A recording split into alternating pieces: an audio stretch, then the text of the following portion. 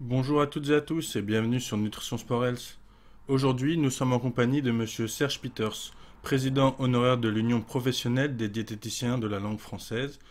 Vous êtes également spécialisé en nutrition du sport et vous accompagnez certains sportifs belges de haut niveau dans le cadre de la préparation aux Jeux Olympiques. Enfin, vous êtes également consultant en nutrition pour l'Agence spatiale européenne. Si vous le permettez, commençons par cette première question.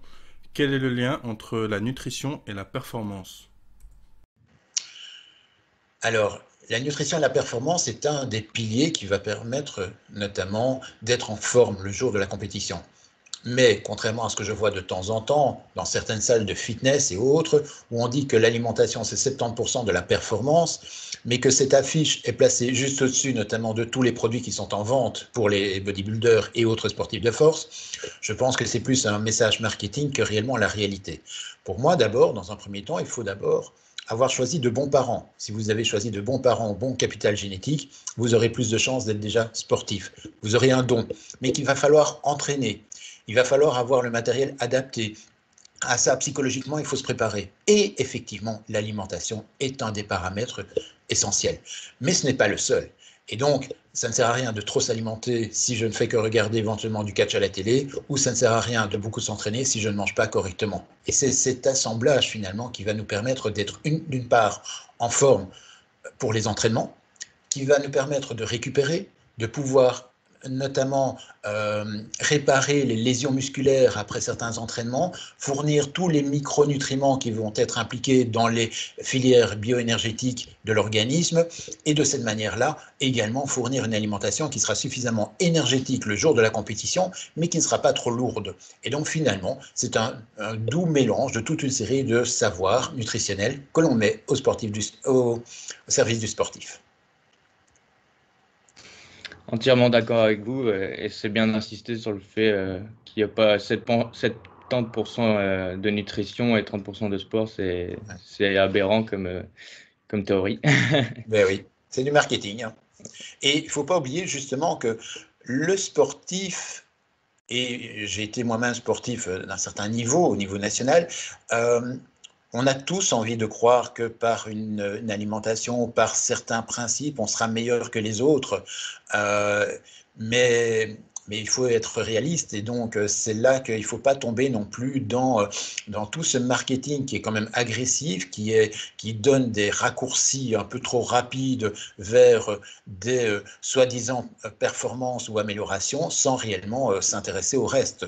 Combien de fois je n'ai pas des sportifs qui viennent, qui me posent la question après avoir sorti comme ça 18 pots de micronutriments en disant je dois faire par exemple de l'aviron, je veux faire le championnat du monde vétéran d'aviron, c'est une expérience que j'ai eue un jour, où le sportif dit mais pour ça je dois prendre beaucoup de fer, et donc il prenait des mégadoses de fer parce qu'il se dit grâce à ça je vais avoir plus de globules rouges. Est-ce que pour un 2 km d'aviron est-ce nécessaire? On se pose la question. Suite à ça, il me dit comme je prends des mégadoses de fer, je dois prendre des mégadoses d'antioxydants puisqu'il est pro-oxydant. Comme je prends des mégadoses de fer, je vais également prendre du zinc parce qu'il va y avoir une complexation. Et ainsi de suite, il m'avait sorti 18 produits différents. Sa question, c'était qu'est-ce qu'il me manque réellement pour pouvoir être encore meilleur à la compétition? Et j'avais eu l'occasion de voir son alimentation. Et la première chose que je lui ai dit, je crois qu'on va tout arrêter. On va surtout commencer à manger des fruits et des légumes. Et vous verrez que vous serez certainement en meilleure santé. Voilà. Oui, effectivement. Et d'ailleurs, sur Internet, les coachs sportifs ou les influenceurs préconisent souvent de manger 2 grammes de protéines par kilo de poids de corps pour maximiser l'hypertrophie musculaire. Est-ce réellement une quantité optimale? Et quels conseils nutritionnels pourriez-vous donner à un sportif de force? Alors, il faut savoir qu'effectivement, la recommandation pour la population générale est de 0,83 grammes de protéines par kilo. Mais si je donne cela à un sportif, étant donné que au cours de l'entraînement, il va solliciter sa masse musculaire, qu'il va y avoir notamment des microlésions et qu'il doit y avoir une adaptation du muscle à la charge d'entraînement, on constate que si je donne que cet apport de 0,83 grammes de protéines par kilo, le bilan azoté va être négatif. Ça veut dire quoi? Ça veut dire que dans ce cas-là, mais il ne sera pas capable de synthétiser de la masse musculaire, mais va plutôt avoir tendance à faire fondre sa masse musculaire. Donc, Si j'ai envie d'avoir simplement un équilibre, je sais que je dois monter au moins à 1,2, 1,4 g de protéines par kilo pour être dans l'équilibre. Si maintenant je suis chez un sportif de force, il faudra également augmenter parce que dans ce cas-là, j'ai envie d'avoir de l'hypertrophie musculaire. Première chose, j'insiste, il faut d'abord se renseigner auprès d'un préparateur physique agréé pour vous faire un programme d'entraînement adapté. Ça ne sert à rien non plus de charger en protéines si je n'ai pas une sollicitation suffisante de la masse musculaire. Dans ces cas-là, si je charge suffisamment, à ce moment-là, je peux augmenter les apports en protéines. Et généralement, on va dire on sera aux alentours de 1,4 à 1,8 g de protéines par kilo. On peut, dans certaines situations, monter à 2 g de protéines kilo, voire même 2,5. Mais on sait qu'à partir de 2,5 g de protéines par kilo, ces protéines ne vont plus servir à synthétiser de la masse musculaire, mais vont plutôt avoir tendance à se transformer en graisse et en sucre. Donc oui, vous allez prendre du poids, mais surtout au niveau du bide, et ce n'est pas ce que les sportifs veulent. D'autre part, cet excès de protéines, ce n'est pas parce que je vais en manger beaucoup plus que je vais encore avoir plus d'amélioration. On sait qu'à partir de 2,5, le corps va avoir ses limitations. Et ça risque éventuellement d'entraîner également une légère fatigue, notamment hépatique et rénale, même si actuellement, en l'état actuel des connaissances, sauf si éventuellement il y a une problématique initiale, on ne constate pas de problème rénaux-hépatique. Mais néanmoins, il faut savoir que manger que des protéines, c'est comme si je demande à un maçon de construire un mur solide. Je lui mets 2 fois plus de briques que nécessaire, mais pas un seul sac de mortier. Que va-t-il me faire? Un tas de briques et je ne serai pas satisfait. Donc, dans ce cas-là, il vaut mieux réduire bien souvent l'apport en protéines, mais mettre d'autres choses avec ça. Et ce fameux mortier, c'est quoi? C'est notamment un apport plus élevé en glucides, donc tels que des féculents, tels que des fruits, ce genre de choses. On va également constater que quand je parle de fruits, il y a une étude l'année passée qui est sortie, qui était très intéressante, qui montrait que la consommation de fruits colorés permettait justement d'augmenter la synthèse musculaire. Parce qu'en fait, elle va apporter suffisamment de micronutriments, de vitamines, de minéraux, mais également de polyphénols qui vont booster notamment cette synthèse musculaire. Et donc ce mortier sera plus solide grâce à cela. Donc vous voyez bien qu'il n'est pas nécessaire uniquement de charger en protéines. Et c'est bien souvent le message que je fais passer quand j'ai un sportif de force et que je vois qu'il dépasse allègrement les 3 grammes de protéines par kilo. Je lui dis, moi je vous propose maintenant de diminuer ces apports-là. Alors bien entendu au départ, j'ai quelques craintes. Et il a plutôt quelques craintes parce qu'il dit, mais je ne peux pas, tout le monde fait ça, tout le monde me dit qu'il doit prendre de grandes doses de protéines, mais je peux vous assurer que vous réduisez. On va descendre éventuellement à 2 grammes de protéines kilo. On va mettre une alimentation beaucoup plus adaptée en toute une série de micronutriments. Et finalement, ils sont tous étonnés que cela fonctionne. Maintenant, il y a d'une part l'apport en protéines totales sur la journée qui est important, mais également les moments où on va les manger. Alors, quand je parle de moments, bien souvent, les gens vont dire « Ah, juste après l'effort ». Eh bien, cette notion, notamment de fenêtre métabolique, elle existe, mais elle est un petit peu nuancée. Et elle est de plus en plus nuancée. Car finalement, c'est l'apport énergétique tout au long de la journée qui est intéressant, du matin jusqu'au soir, à chaque repas.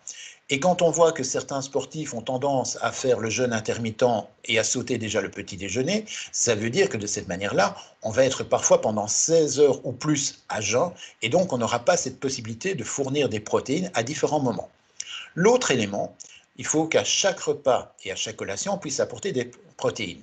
Mais la collation la plus essentielle, c'est la collation du soir, notamment 1 heure avant d'aller dormir. Et dans ce cas-là, on va mettre par exemple un produit laitier tel que du skyr, et le skyr va nous permettre d'avoir une synthèse musculaire très efficace pendant la nuit, où justement nous allons avoir l'hormone de croissance qui sera efficace, active, et de cette manière, finalement, on aura cette synthèse musculaire efficace. Alors je parle de skyr, et je ne parle pas de whey ou de caséine, parce que on a bien démontré qu'effectivement la whey est une protéine rapide, la caséine est une protéine lente, mais depuis au moins 5 bonnes années, on s'intéresse beaucoup à ce qu'on appelle la matrice alimentaire. Et cette matrice alimentaire démontre que finalement, le skyr contient 80% de caséine et 20% de whey, mais que l'efficacité de ce produit, dans lequel j'ai tout directement, est plus efficace que simplement si je faisais le mélange de whey et de caséine moi-même. Donc, la matrice alimentaire est importante. Autre élément aussi, et dans les erreurs que je rencontre souvent, c'est parfois de surcharger les protéines après le sport. Parce que simplement au niveau marketing, on constate que certaines sociétés proposent par exemple des apports de 50 à 60 grammes de protéines juste après l'effort.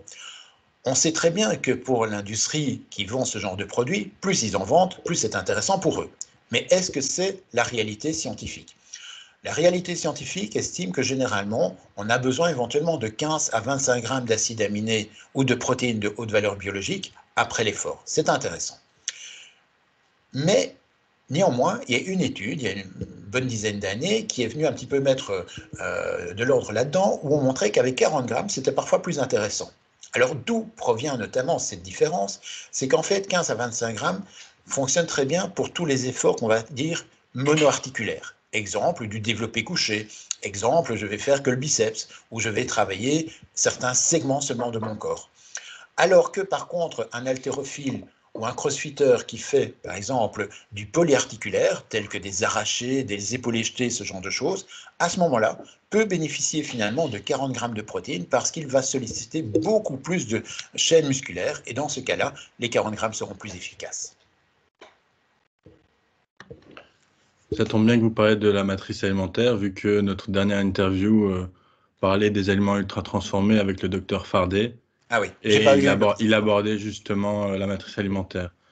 Mais pour rester dans le thème de la précédente question, quel conseil nutritionnel donneriez-vous à un sportif d'endurance? Alors, le sportif d'endurance, d'abord, c'est... alors, il y a beaucoup de choses. D'abord, c'est bien sûr 80% pour moi de la performance du sportif d'endurance, c'est dans l'alimentation qu'il va avoir tous les jours. C'est le respect de la pyramide alimentaire. Et ces 80%, ça va lui permettre justement d'arriver à fournir suffisamment de protéines, mais également d'énergie pour pouvoir maintenir son volume d'entraînement. Ça, c'est la première chose. L'autre chose, c'est que pour la compétition, il doit bien entendu augmenter ses réserves en glycogène. Plus il aura ses réserves en glycogène élevées, que ce soit au niveau hépatique et musculaire, il aura cette capacité de limiter l'hypoglycémie et notamment de permettre d'avoir une intensité plus élevée, notamment chaque fois qu'il va vouloir accélérer, chaque fois qu'il va vouloir dépasser, chaque fois qu'il sera éventuellement dans une côte. Mais le problème, c'est que mes réserves en glycogène, ou les réserves en glycogène, même chez un sportif de haut niveau qui surcharge ses réserves, ne peut tenir qu'à peu près 1h30. Donc pour un marathon, par exemple, qui se fait au moins en 2 heures, il n'arrivera pas à le maintenir. Donc dans ce cas-là, il doit être capable d'avoir également des réserves et solliciter ses réserves en matière grasse, mais tout en économisant ses réserves en glycogène. Alors comment faire? Ça veut dire que maintenant, les dernières recherches montrent que effectivement, on va essayer d'un petit peu alterner des périodes où il va faire des régimes de surcompensation glucidique, c'est-à-dire d'augmenter ses réserves en glycogène pour voir comment il les tolère et de voir un petit peu l'efficacité à l'effort. Mais on va alterner également des périodes où il va avoir des apports en glycogène beaucoup plus faibles. Et notamment, il y a toute cette thématique, notamment du train low, sleep low, c'est-à-dire qu'on va s'entraîner avec des faibles taux de glycogène. Pourquoi faire? Pour justement essayer de booster l'organisme à brûler plus de graisse à l'effort, en sachant que les graisses sont un carburant, c'est un petit peu un vieux moteur diesel, c'est un moteur qui est moins performant, qui aura tendance à être moins puissant, qui va nous permettre de rouler moins vite, mais néanmoins plus longtemps, puisque nos réserves en graisse, on estime tous qu'on est capable de courir à peu près 120 heures sans nous arrêter. Donc on en a. Mais le sportif, lui, qui veut faire un marathon ou éventuellement une course d'ultra-endurance, il n'a pas envie simplement de savoir courir très longtemps, il a envie de courir très longtemps, mais très vite.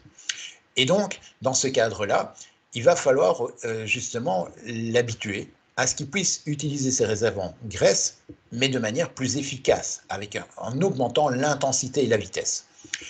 Et donc, on va alterner pendant toutes ces phases d'entraînement, que sont la PPG, préparation physique générale, la préparation physique spécifique et la préparation à la compétition, on va alterner ces phases justement de train low, sleep low et de surcharge en glycogène.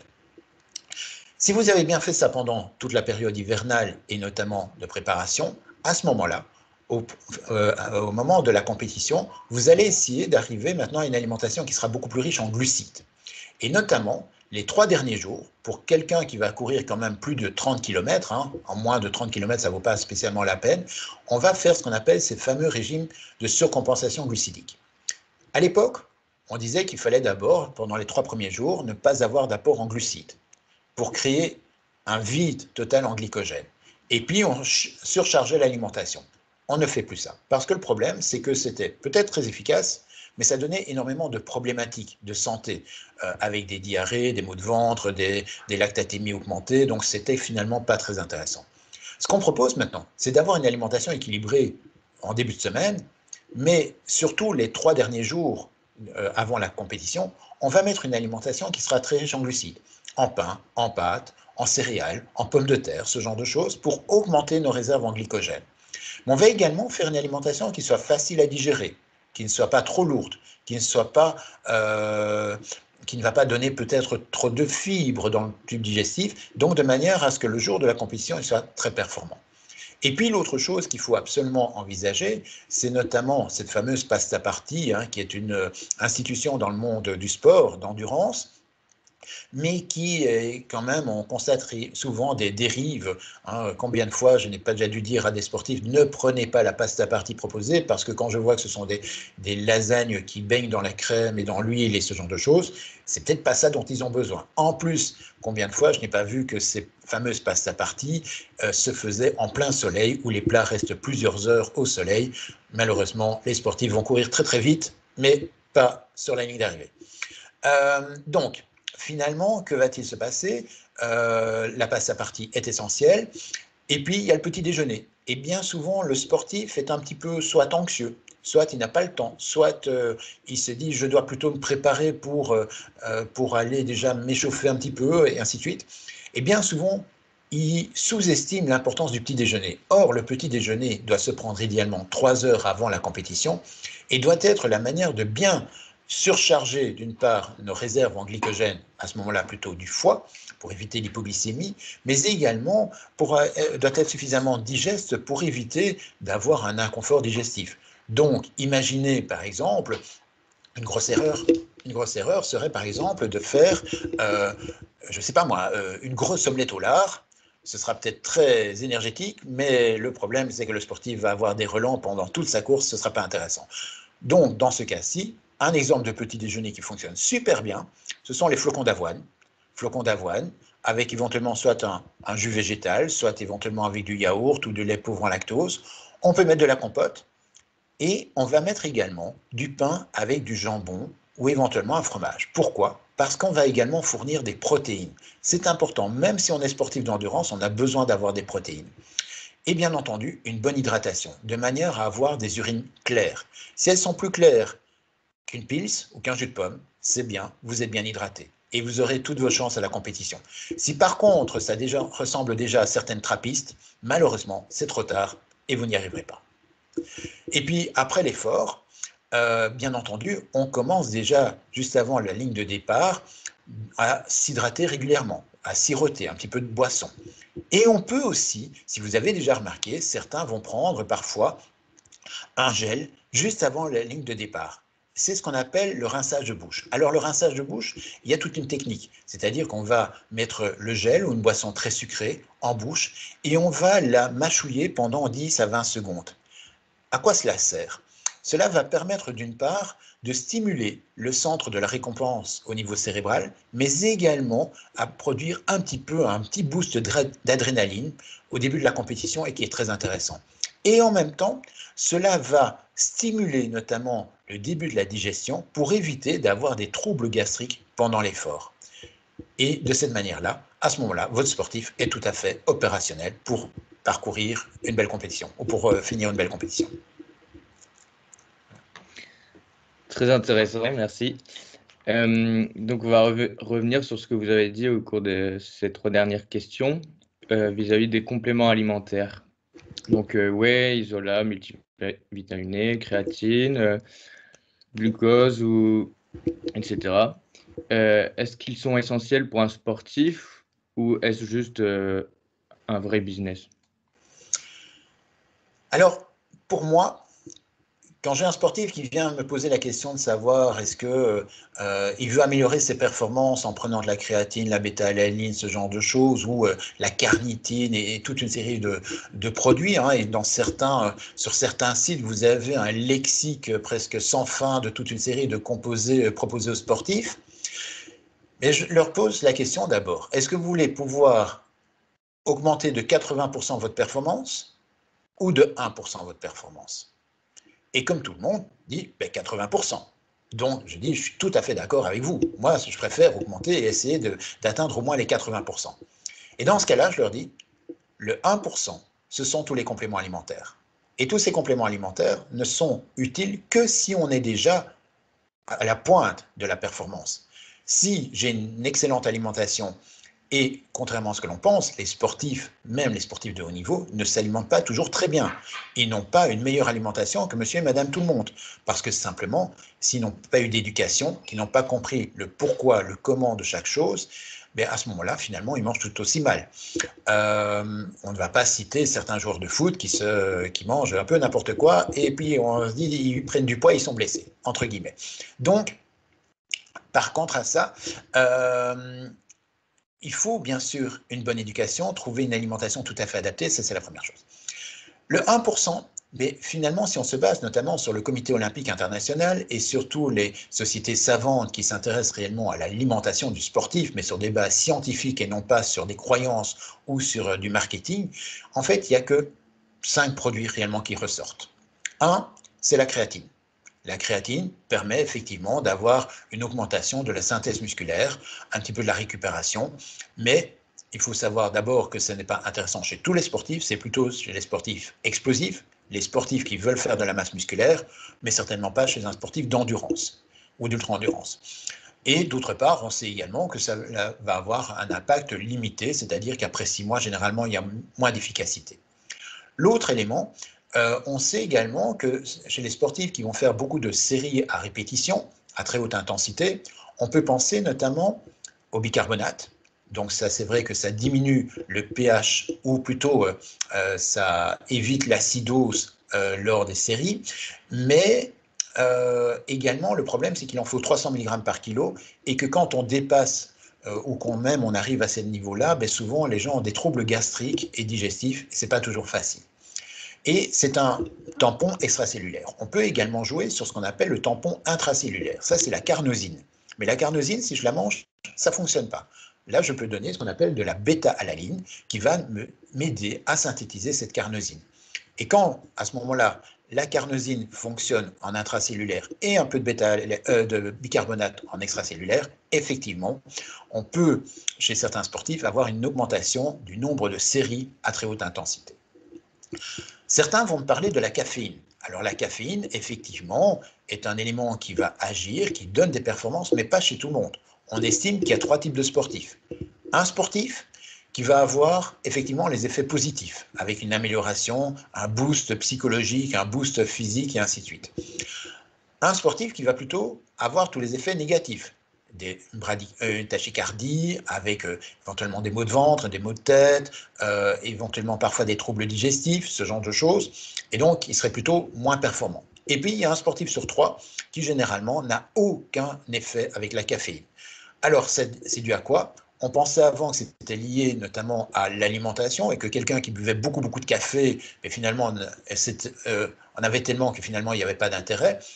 Et finalement, non, c'est simplement un caractère génétique personnel. Donc, finalement, à tester. Qu'est-ce qu'il y a encore qui ressort? On a pensé notamment aux nitrates. Aux nitrites, les nitrites qui permettent effectivement d'avoir une vasodilatation périphérique, donc de permettre plus d'oxygène à passer dans les capillaires. Mais qu'est-ce que l'on constate? C'est que cela fonctionne très bien chez les sportifs amateurs, mais chez les sportifs d'endurance, ils ont une meilleure efficacité grâce à l'entraînement. Alors, qu'est-ce qu'il y a encore? Finalement, on voit que c'est à peu près tout. On a finalement des glucides, on a une bonne hydratation, et c'est à peu près tout. Et donc, voilà, contrairement à ce que tous les sportifs pensent, mais finalement, la liste est très pauvre, ou très faible, et donc, la plupart du temps, tout ce qui existe, tel que par exemple la carnitine, on sait que la carnitine, depuis les années 80, on sait que ça ne sert à rien. Mais, dans tous les produits, on en trouve. Pourquoi? Parce qu'effectivement, elle a une belle aura et que c'est intéressant. Que l'autre chose, c'est que la carnitine, il en faudrait peut-être en prendre pendant 6 mois à très haute dose, avec, si possible, une grande charge en glucides, voire même en insuline, mais ça c'est totalement interdit, pour effectivement augmenter la quantité de carnitine, mais ce n'est pas pour ça que c'est efficace. Donc attention aussi à voir exactement ce que l'on recherche comme efficacité. Et puis, on sait aussi que beaucoup de sportifs se gavent notamment d'antioxydants. Or, les antioxydants, quand on en prend trop, deviennent pro-oxydants. Et à force de devenir pro-oxydant, on va avoir plutôt un effet secondaire néfaste pour la performance, sans oublier aussi que, contrairement à ce que l'on pense, la vitamine C, notamment si vous en prenez de grandes doses 1 heure avant l'effort, diminue la fonction, notamment au niveau des mitochondries, et donc vous serez moins performant. Donc attention à ne pas jouer aux apprentis sorciers. Renseignez-vous auprès d'un professionnel de l'alimentation et de la santé avant de tester un peu tout et n'importe quoi. Ça va, merci. Par rapport à la caféine, Oui. Il me semble que certaines compétitions, c'est considéré comme un produit dopant. Donc ça, il faut peut-être le signaler. Alors, la caféine était avant un produit dopant, était totalement interdit et donc était mesuré directement dans les urines et à partir d'une certaine dose, il était considéré comme un produit dopant. Actuellement, il est toujours sur la liste elle est toujours sur la liste des substances testées, analysées, mais le gros avantage, c'est qu'on a constaté que finalement, entre 3 et 6 mg de caféine par kilo, c'est là qu'on avait l'efficacité la plus importante. Et donc, c'est bien en dessous des taux qu'on proposait avant pour avoir cette efficacité. Donc, dans ce cadre-là, la plupart du temps, on va dire qu'au-dessus de 300 mg au total de caféine, vous avez d'office tous les effets secondaires qui ne seront absolument pas intéressants chez le sportif. D'accord. Peut-être une dernière question, plutôt sur les dérives de certains régimes pour sportifs. Oui. Je pense notamment les régimes paléolithiques, Oui. les diètes cétogènes, les diètes low carb, etc. Est-ce que vous avez un avis là-dessus? Oui, donc en fait, il y a énormément de régimes qui sont proposés pour et par les sportifs. Bien souvent, des sportifs, même parfois d'un certain niveau, qui espèrent que parce qu'eux ont une expérience, peuvent diffuser cette expérience à tout le monde. Hein, j'aurais tendance à parler notamment de Djokovic, qui, parce qu'il prend un régime sans gluten, dit que tout le monde devrait faire la même chose, mais qui a quand même un marketing là derrière très important aussi. Donc, ça, c'est une première chose. Alors, le régime paléolithique, étant également, je donne des cours d'histoire de l'alimentation, donc je m'intéresse beaucoup au régime paléolithique, et il faut savoir que le régime paléolithique actuellement est totalement impossible, parce que nous n'avons plus du tout la même chose. Qui peut me trouver encore de l'auroch, des phacochères et des sangliers sauvages et ce genre de choses pour pouvoir s'alimenter? D'autre part, on était coprophage, c'est-à-dire qu'on mangeait ses propres selles aussi. Je ne vois jamais ça dans les livres. On était cannibale. Je n'ai jamais vu qu'il fallait couper le doigt de quelqu'un pour le manger. Et on était et surtout aussi des charognards, c'est-à-dire qu'on mangeait plutôt des animaux morts qu'on ramassait par terre. Donc, toutes ces recettes où on parle notamment de poulet, le poulet, il est arrivé il y a 6000 ans en Chine. Donc, il n'y avait pas de poulet à l'époque. Et toutes les recettes que je vois, c'est à base de poulet. Donc, expliquez-moi un petit peu ce principe du régime paléolithique.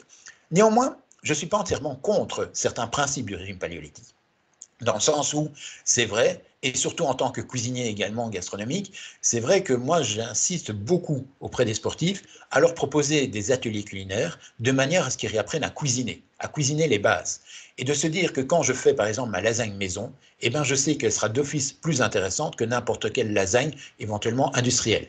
Donc là, effectivement, j'aurais mis du goût, j'aurais mis du plaisir, j'aurais mis de l'amour et j'aurais mis surtout une bonne dose de vitamines, de minéraux.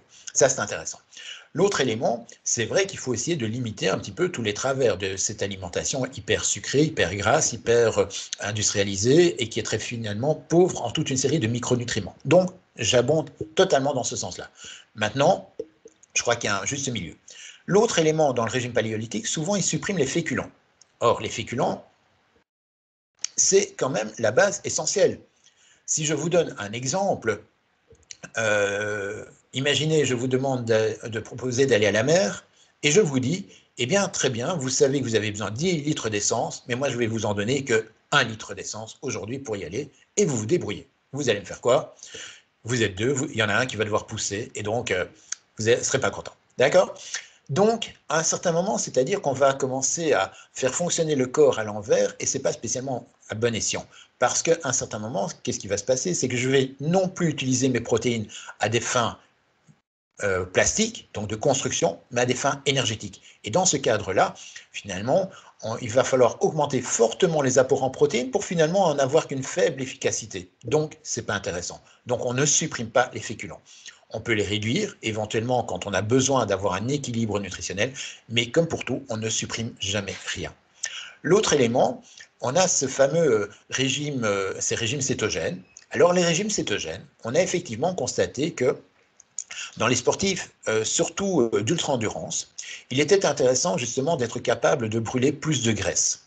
Et quand je brûle plus de graisse, je peux courir effectivement plus longtemps. Je peux courir vraiment en économisant mes réserves en glycogène.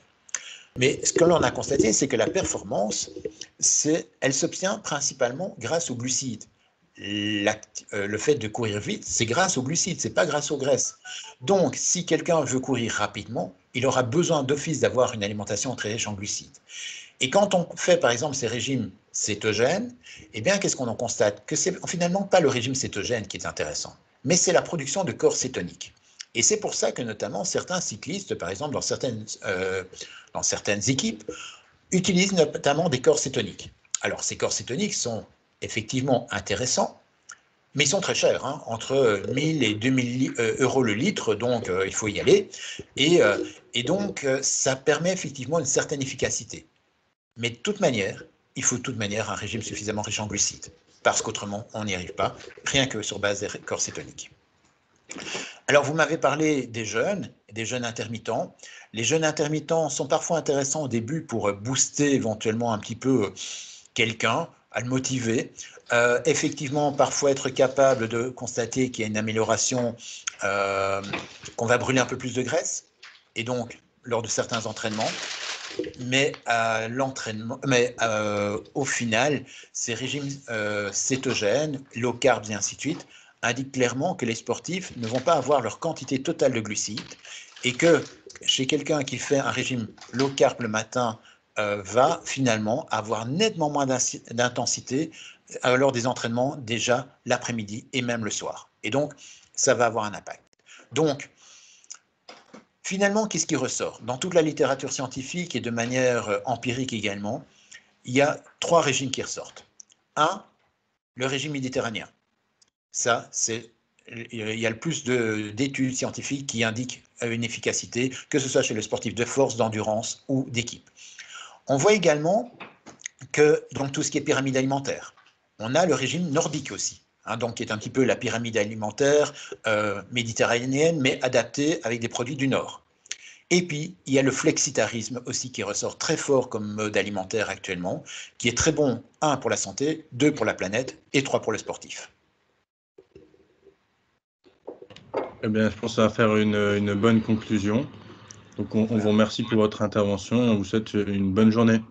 Merci vous aussi. Au revoir.